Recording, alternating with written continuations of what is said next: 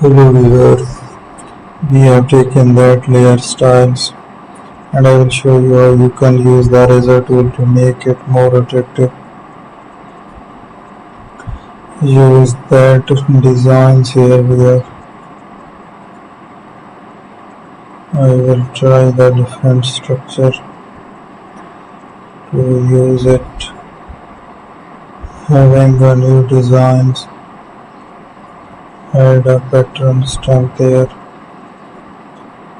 Using the new structure here we are. Let's make a new shape again. Adding a paint there.